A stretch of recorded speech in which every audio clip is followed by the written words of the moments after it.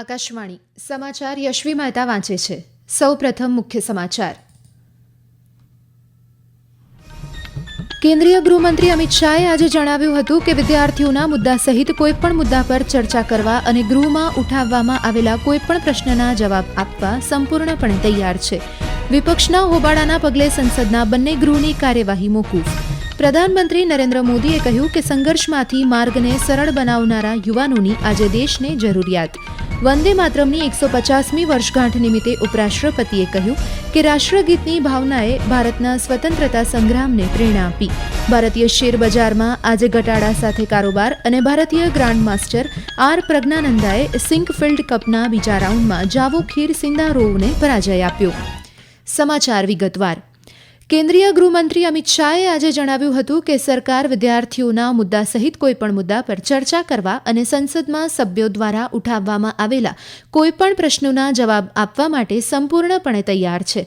સંસદ પરિસરમાં પત્રકારો સાથે વાત કરતા શ્રી શાહે કહ્યું કે સરકાર પાસે છુપાવવા માટે કંઈ નથી અને તે ચર્ચા માટે તૈયાર છે।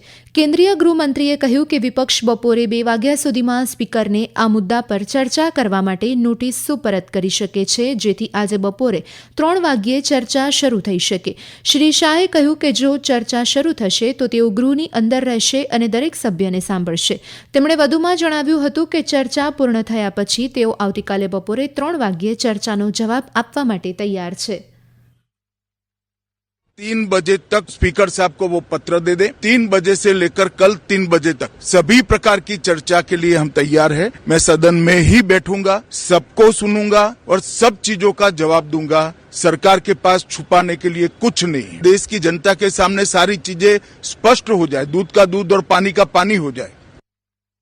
શ્રી શાહે કહ્યું કે સંસદીય બાબતોના મંત્રી કિરેન રિજિજુએ પહેલાથી જ સ્પષ્ટ કરી દીધું છે કે સરકાર નીટ પરીક્ષા અંગે વિદ્યાર્થીઓના વિરોધને લગતા તમામ પાસાઓ પર ચર્ચા માટે તૈયાર છે। જો કે શ્રી શાહે આરોપ લગાવ્યો કે વિપક્ષ ગૃહમાં કામ ખોરંભે પાડી રહ્યું છે। તેમણે કહ્યું કે આવા ગંભીર મુદ્દા પર સંસદીય પ્રક્રિયા અનુસાર ચર્ચા થવી જોઈએ।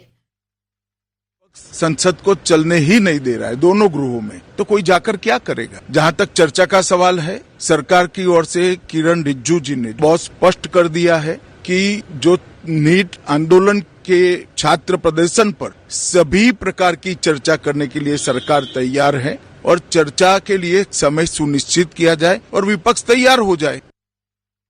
નીટ મુદ્દા પર વિદ્યાર્થીઓના વિરોધ પ્રદર્શન દરમિયાન કથિત પોલીસ કાર્યવાહી સહિત અનેક મુદ્દા પર વિપક્ષના હોબાળાને કારણે સંસદના બંને ગૃહ બપોરે 2 વાગ્યા સુધી સ્થગિત કરવામાં આવ્યા છે।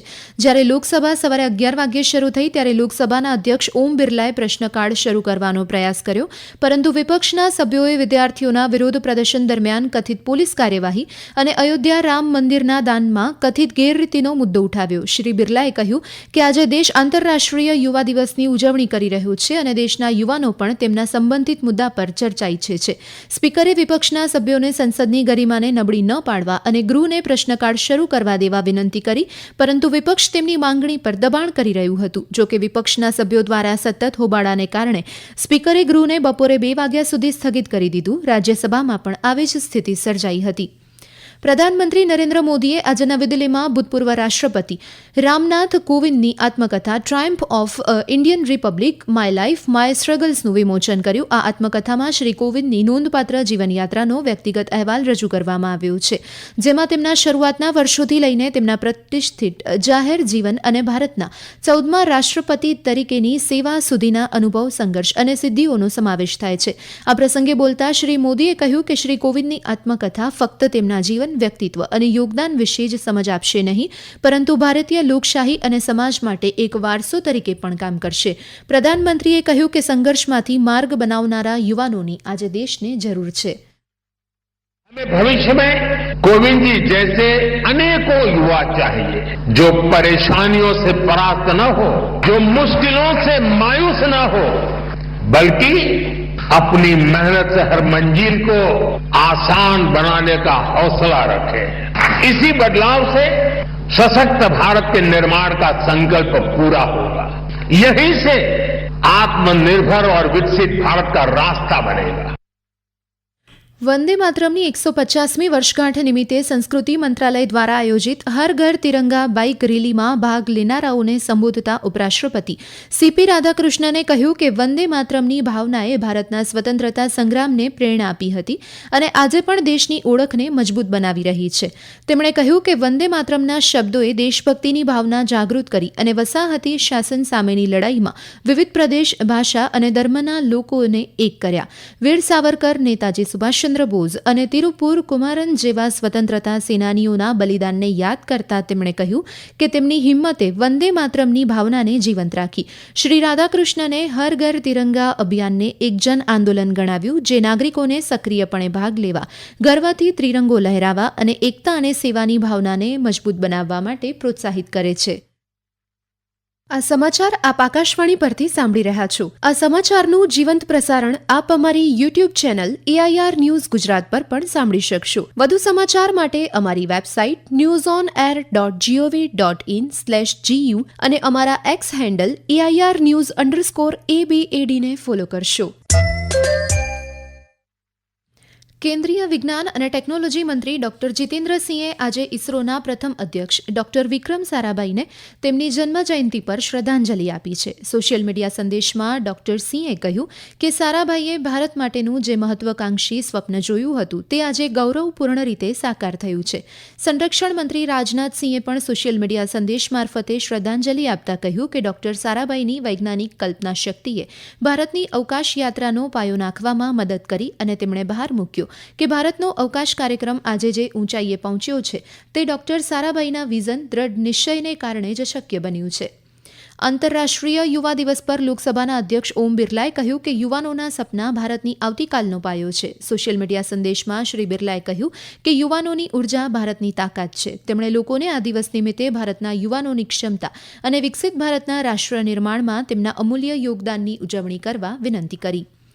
વિશ્વ હાથી દિવસ પર પર્યાવરણ, વન અને આબોહવા પરિવર્તન મંત્રી ભૂપેન્દ્ર યાદવે આજે હાથી અને માનવ વચ્ચેના સંકલનને વધુ સલામત બનાવવા ભારતની પ્રતિબદ્ધતાનો પુનરોચ્ચાર કર્યો. એક સોશિયલ મીડિયા સંદેશમાં શ્રી યાદવે પ્રકાશિત કર્યું કે 14 રાજ્યમાં 33 હાથી અનામત વિસ્તાર, 150 હાથી કોરિડોર, માનવ હાથી સંઘર્ષ ઘટાડવા માટે મજબૂત પગલાં સાથે ભારત હાથી સંરક્ષણને મજબૂત બનાવી રહ્યું છે. તેમણે કહ્યું કે જ્યારે હાથીઓનું ભવિષ્ય સુરક્ષિત હશે ત્યારે જંગલ, જૈવ વિવિધતા અને પર્યાવરણ વારસો પણ સુરક્ષિત થાય છે. મંત્રીએ નાગરિકોને વિનંતી કરી કે હાથી આવનારી પેઢી માટે ભારતના જંગલ અને લેન્ડસ્કેપમાં મુક્તપણે ફરતો રહે તે આવશ્યક છે. હિમાચલ પ્રદેશના સિરમૌર જિલ્લાના શ્રી રેણુકાજી વિધાનસભા મતવિસ્તારમાં ગેટલોક નજીક એક બોલેરો પિકઅપ વાહન ઊંડી ખીણમાં ખાબકતા 4 લોકોના મોત થયા છે, જ્યારે 9 લોકો ઘાયલ થયા છે. તમામને સારવાર માટે નાહન મેડિકલ કોલેજમાં ખસેડાયા છે, જ્યાં તેમની સારવાર ચાલી રહી છે. સિરમૌરના પોલીસ અધિક્ષક નિશ્ચિતસિંહ નેગીએ જણાવ્યું હતું કે આ અંગે તપાસ કરવામાં આવી રહી છે. મુંબઈના ઘાટકોપરમાં આજે વહેલી સવારે ભારે વરસાદને કારણે ભૂસ્ખલન થતાં 6 લોકોના મોત થયા છે અને 4 લોકો ફસાયા હોવાની આશંકા છે. બૃહન મુંબઈ મ્યુનિસિપલ કોર્પોરેશનના અધિકારીના જણાવ્યા અનુસાર ચિરાગનગરના ગૌશિયા ચાલમાં સવારે લગભગ 3 વાગ્યે ભૂસ્ખલન થયું હતું.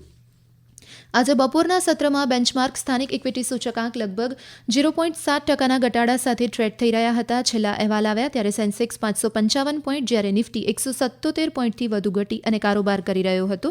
ક્ષેત્રીય મોરચે આઈટી, FMCG અને કન્ઝ્યુમર ડ્યુરેબલ્સના શેરમાં વેચાવાલી, જ્યારે PSU, બેંક અને મેટલના શેરમાં લેવાલી હતી. ભારતીય ગ્રાન્ડમાસ્ટર આર પ્રજ્ઞાનંદાએ અમેરિકાના સેન્ટ લુઇસમાં સિંકફિલ્ડ કપના બીજા રાઉન્ડના મુકાબલામાં જાવોખીર સિંદારોવને હરાવ્યો. આ ટુર્નામેન્ટમાં તેનો પહેલો વિજય છે, જે ગ્રાન્ડ ચેસ ટૂર ઉપાંત્ય ઇવેન્ટ છે. પ્રજ્ઞાનંદાએ શરૂઆતથી અંત સુધી રમત પર પ્રભુત્વ મેળવ્યું. આ જીત સાથે પ્રજ્ઞાનંદા 2 રમતમાં 1.5 પોઈન્ટથી ઉપર પહોંચી ગયા છે. અંતમાં મુખ્ય સમાચાર ફરી એકવાર. કેન્દ્રીય ગૃહમંત્રી અમિત શાહે આજે જણાવ્યું હતું કે વિદ્યાર્થીઓના મુદ્દા સહિત કોઈપણ મુદ્દા પર ચર્ચા કરવા અને ગૃહમાં ઉઠાવવામાં આવેલા કોઈપણ પ્રશ્નના જવાબ આપવા સંપૂર્ણપણે તૈયાર છે. વિપક્ષના હોબાળાને પગલે સંસદના બંને ગૃહની કાર્યવાહી મોકૂફ. પ્રધાનમંત્રી નરેન્દ્ર મોદીએ કહ્યું કે સંઘર્ષમાંથી માર્ગને સરળ બનાવનારા યુવાનોની આજે દેશને જરૂરિયાત.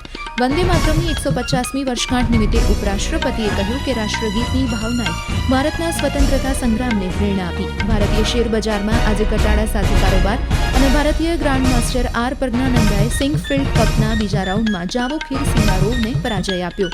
આ સાથે જ આકાશવાણી પરથી સમાચાર પૂરા થયા. હવે પછી આપ બપોરે 2:30 પ્રાદેશિક સમાચાર સાંભળી શકશો. નમસ્કાર.